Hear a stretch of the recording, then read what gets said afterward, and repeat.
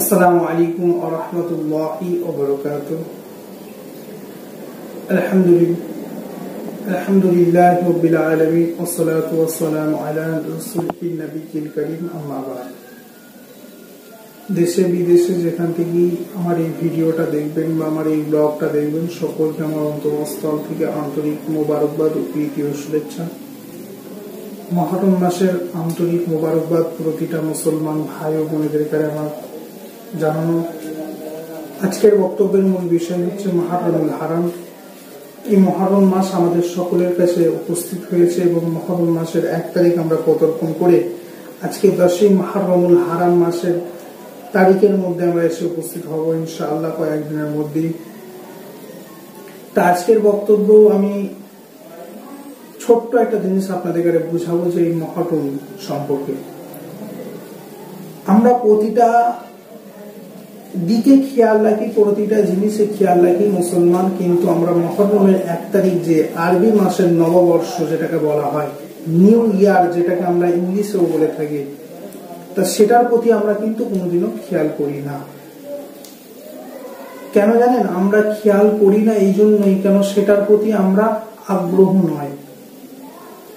New year ইংরেজির 1 জানুয়ারিকে নিয়ে এত বাড়াবাড়ি করে থাকি কেন? সেদিনটা আমরা উদযাপন করি, সেটাকে নিয়ে আমরা বাড়াবাড়ি করি, সেটাকে নিয়ে কিছু করে থাকি, কিন্তু মুহররম মাসের 1 তারিখটাকে সেদিনে ইসলামের পদ্ধতি অনুযায়ী কিছু যদি আমরা করতাম, সেটার প্রতি কিন্তু আমরা কেউই আগ্রহ নয়।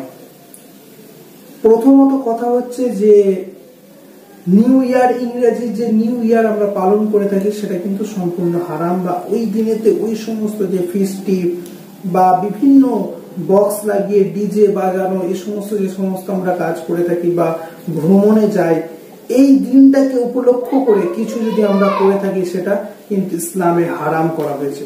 কিন্তু মুহররম মাসের দিনটাকে সামনে রেখে আমরা যদি একটা মাহফিল করে থাকি, সাইনবোর্ড হচ্ছে মুহররমুল হারাম মাসের 1 তারিখ, কিন্তু আমাদের ইচ্ছাটা কি থাকে? ওই দিনের জলসার বা ওই দিনে ইসালে সওয়াব বা ওই দিনের সওয়াব রেসানি, ইসলামের শরিয়াত অনুযায়ী যে সিস্টেমটাকে সামনে রেখে যদি সেই দিনে একটা সওয়াব রেসানি করে থাকি, আল্লাহ পাক এই মুহররম মাসের 1 তারিখের ওসিলায় বা মুহররম মাসের উপলক্ষ করে জলসাটাকে করার দরুনেতে আল্লাহ পাক আমাদের কাছে একটা সওয়াবের দান করে থাকেন। তার কারণ আমরা অনেকেই করে থাকি কি, বড় পীর সাহেবের জলসা করে থাকি, মুজাদ্দিদ জামান দাদা হুজুর পীর কেবলা রহমাতুল্লাহ আলাইহির নামে জলসা করে থাকি, খাজা গরিবে নওয়াজ শাহ মাঈনুদ্দিন চিশতি হুজুরের নামে আমরা জলসা করে থাকি, বিশ্ব নবী দিবস পালন করে থাকি, 5 হুজুর পীর কেবলাগণের নামে অনেকে জলসা করে থাকি, বিভিন্ন আল্লাহর ওলিদের কাছে সামনে রেখে জলসা করে থাকি। কেন?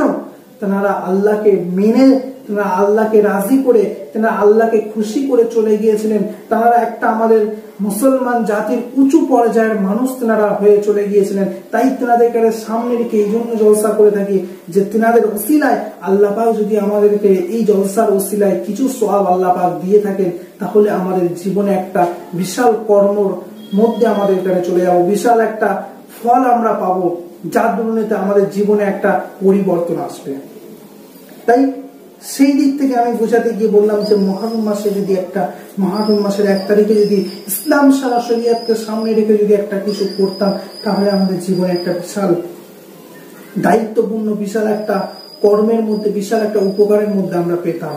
কিন্তু আমরা মুহররম মাসের 1 তারিখটা কেউই হয়তো জানি না। আমি তো মনে করি 90% মুসলমানই জানে না যে মুহররম মাসের 1 তারিখটা কবে হয়। আর দ্বিতীয় নম্বর কথা, আমাকে একজন কোশ্চেন করেছিল যে মুহররম মাসের 10 তারিখে রোজা রাখার ফজিলতটা কি? আমার আল্লাহ পাক জানিয়েছেন যে মুহররম মাসে যদি কেউ রোজা রেখে থাকে, মুহররম মাসের ওই তারিখে মানে হচ্ছে রোজা রেখে থাকে, তা আমার আল্লাহ পাক যে রাসূলুল্লাহ বলেছেন যে মুহররম মাসের রমজান মাসের পরে যদি সর্বোত্তম রোজা হয়ে থাকে, তাহলে মুহররম মাসের রোজাটা বুখারী শরীফের 2645 নম্বর হাদিসের মধ্যে আপনারা পেয়ে যাবেন। তাহলে আমি এর মধ্যে থেকে কি বুঝালাম? যে মুহররম মাসের রোজার কতটা মাহাত্ম্য, মুহররম মাসের এই রোজা রাখতে গেলে কতটা প্রয়োজনীয়। তাহলে আমার রাসূলুল্লাহ জানালেন যে প্রতিটা রমজান মাস পদার্পণের পরেতে যদি কোনো রোজা হয়ে থাকে সেটা হলো মুহররম মাসের রোজা। এবারে এই দুদিন আমরা কেন রোজা রেখে থাকি? মুহররম মাসে 9, 10 বা 10, 11 আমরা রোজা রেখে থাকি কেন? তার মানে মর্মাতে, তার সিস্টেমে কি, এর উপরে কি দলিল আছে?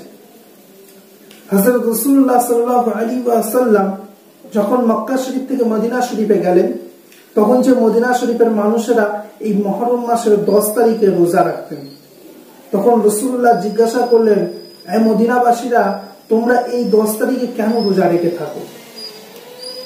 তখন রাসূলুল্লাহকে তারা উত্তরে বলেছেন, ইয়া রাসূলুল্লাহ, ইয়া হাবিবাল্লাহ, হুজুর, আমাদের পূর্বপুরুষরা রোজা রাখতেন বা এই দিনটাতে বিশাল একটা উৎসব, আনন্দ, মজা করে কাটাতেন, তাই আমরা এই দিনটা রোজা রেখে থাকি এবং তাদেরকে স্মরণ করে থাকি এবং উৎসব আনন্দ করে কাটাই। তখন রাসূলুল্লাহ সাল্লাল্লাহু আলাইহি ওয়াসাল্লাম সমস্ত সাহাবায়ে কিরামদেরকে জানালেন, আল্লাহ পাকের ওহী মারফত রাসূলুল্লাহর কাছে খবর এলো এবং রাসূলুল্লাহ সমস্ত সাহাবায়ে কিরামদেরকে সামনে নিয়ে বললেন যে তোমরা 2 দিন করে রোজা রাখবে। এবার রাসূলুল্লাহ কেন 2 দিন রোজা রাখার কথা বললেন? এখানে আপনারা কোশ্চেন করতে পারেন যে ওরা তো 1 দিন রোজা রাখতো, তা রাসূলুল্লাহ 2 দিন কেন বললেন? এই কথাটার উপরে আরেকটা দলিল দিই, সেটা হচ্ছে রাসূলুল্লাহ একবার বলেছিলেন, মান তাশাব্বা বিকওমিহি ফাহুয়া মিনহু। কোন ধর্মকে অনুসরণ করে যদি কিছু কাজ করা হয়, সেই ধর্মের সঙ্গে তোমার হাসর নাসর হয়ে থাকবে। তাহলে এটা কারা করতো? ইহুদিরা ওই মুহররম মাসের ওই 10 তারিখে তারা রোজা রাখতো। তাহলে আমার রাসূলুল্লাহ দেখলেন যে ইহুদিদের কারে ফলো করা হবে 10 তারিখে শুধু যদি রোজা রেখে থাকে, তাই রাসূলুল্লাহ সেই মানে জিনিসটাকে সামনে রেখে তাই 9, 10 করলেন আর 10, 11 এই 2 দিন রোজা রাখার কথা বললেন। কেউ যদি রোজা রাখতে চায় সে হয় 9, 10 রাখবে আর না হলে 10, 11 রাখবে। আর আমার আল্লাহ পাক এই মুহররম মাসেতে কি কি, এই 10ই মুহররমের মধ্যে আমার আল্লাহ পাক কি কি করেছেন? 1 নম্বর, কোরআন কে আমার আল্লাহ পাক তৈরি করেছেন, জান্নাত জাহান্নামকে আমার আল্লাহ পাক তৈরি করেছেন, হযরতে আদম আলাইহিস সালাতু ওয়াস সালামকে গন্ধম ফল খাওয়ার পরেতে আমার আল্লাহ পাক এই মুহররম মাসের এই 10 তারিখে ক্ষমা করেছিলেন। তাহলে আমার আল্লাহ পাক কতটা, ইব্রাহিম নবী আলাইহিস সালাতু ওয়াস সালামকে আমার আল্লাহ পাক আগুন থেকে বাঁচিয়েছিলেন এই মানে এই মুহররম মাসের 10 তারিখে। আমার আল্লাহ পাক আরো অনেক বড় বড় ফজিলত রেখেছেন যেগুলো এই মুহররম মাসের 10 তারিখ থেকে আমার আল্লাহ পাক দিয়েছেন। তাহলে এ থেকে আমরা একটা কি বুঝবো, যে এই 10ই মুহররমের কতটা বড় মাহাত্ম্য, এই 10ই মুহররমের কতটা ফজিলত, এ থেকে আমরা জানতে পারলাম। এবং যারা রোজা রেখে থাকবেন তাদের উদ্দেশ্যে বলবো, হয় 9, 10 আর না হলে 10, 11 এই 2 দিনের মধ্যে রোজা রাখার চেষ্টা করবেন। এবং মুহররম একটা সব থেকে বড় গুনার কাজ আমরা করে থাকি। মুহররমের দিনটা হয়তো, মুহররমের ওই মানে দিনটাতে হয়তো আমরা দুঃখ প্রকাশ, 100 বার দুঃখ প্রকাশ করার দিন নয় এই দিনটা। হ্যাঁ, হযরত হুসাইন রাদিয়াল্লাহু তাআলা আনহুকে শহীদ করা হয়েছিল কারবালার ময়দানেতে ইজিদের দলবলেরা। কি কোন দিনেতে? ওই মুহররমের দিনেতে। তাই দুঃখ প্রকাশ করার দিন 100 বার, কিন্তু দুঃখ প্রকাশ করাটা এমন একটা জায়গায় নিয়ে যাবেন না যেটা থেকে ইসলাম শরিয়াত আমাদের কাছে বারণ করেছে। ইসলাম বারণ করেছে রক্ত ঝরাতে, বিনা কারণে রক্ত ঝরানোর কথা ইসলামে নিষেধ আছে, হারাম আছে। কিন্তু আমরা মুহররমের দিনেতে কি করে থাকি? অনেক এলাকাতে হয়ে থাকে এই জিনিসটা, সেটা হচ্ছে ওই মুহররমের দিনেতে বিভিন্ন তাজিয়া বার করা হয়, বিভিন্ন মিছিল বার করা হয়, যার দরুনেতে সেখানে কি হয়, বিভিন্ন লাঠি সোটা অস্ত্র শস্ত্র নিয়ে শরীরে মারা হয় এবং শরীরকে দংশন করে তা থেকে রক্ত ঝরানো হয়। কারণটা কি? হযরত হুসাইন রাদিয়াল্লাহু তাআলা আনহুকে মারা হয়েছিল বলে সেইটাকে সামনে রেখে, সেইটাকে ফলো করে এই সমস্ত কাজকর্ম করা হয়ে থাকে। তাই আমি প্রতিটা মানুষকে বলবো, তাহলে আমাদের মধ্যে থেকে আর দেশের দুষ্কৃতী যারা মানুষের রক্ত ঝরানোর জন্য এই সমস্ত কাজ করে থাকছে, তাদের মধ্যে আমাদের তফাৎটা কি রইল, এটা আমাদের কাছে দেখতে হবে। আমার প্রতিটা মুসলমান ভাই বোনেদের কাছে একটাই কথা হবে, যারা দেশের দেশকে শেষ করার জন্য, দেশের মানুষকে শেষ করার জন্য যারা লাঠি সোটা অস্ত্র শস্ত্র নিয়ে নিরীহ মানুষের রক্ত নিয়ে থাকছে, আর আমরা মুসলমান হয়ে সেই মানুষদেরকে ফলো করে এই সমস্ত অস্ত্র শস্ত্র নিয়ে বিভিন্ন লাঠি সোটা নিয়ে লাঠি খেলা বিভিন্ন অস্ত্র নিয়ে নিজেদের শরীরে দংশন করে রক্ত ঝরিয়ে হুসাইন রাদিয়াল্লাহু তাআলা মর্মহত্যাটাকে নিয়ে সেটাকে প্রকাশ করা, এটা কিন্তু কোরআন হাদিসে কোথায় দেখাতে পারবেন না। তাই আমি বলবো সকলকে উদ্দেশ্য করে যে এই সমস্ত জিনিস থেকে বিরত থাকুন। মুহররম মাসের মুহররমের দিনেতে বেশি বেশি করে কোরআন তিলাওয়াত করুন, রোজা রাখুন, আল্লাহ পাকের ইবাদতের মধ্যে মগ্ন হন। চেষ্টা করুন যে এই মুহররম মাসের 1 তারিখ থেকে আল্লাহ আমাকে 5 ওয়াক্ত নামাজি বানিয়ে দেবে। আল্লাহ যেন এই মুহররম মাস থেকে আল্লাহ মুহররমের দিন থেকে আল্লাহ যেন আপনি আমাকে ঈমানের সঙ্গে রাখেন, ইসলামের পথ দর্শন করতে পারেন, পথে থাকতে পারেন, যেন এই নিয়ত করুন। অন্য কোনো চিন্তাধারা মন থেকে বদলে দেন। আল্লাহ পাক সকলকে মুহররমের দিনেতে ইবাদতের মধ্যে থাকার এবং সমস্ত মাসটা আল্লাহ পাক সকলকে ইবাদত করার তৌফিক এনায়েত করেন।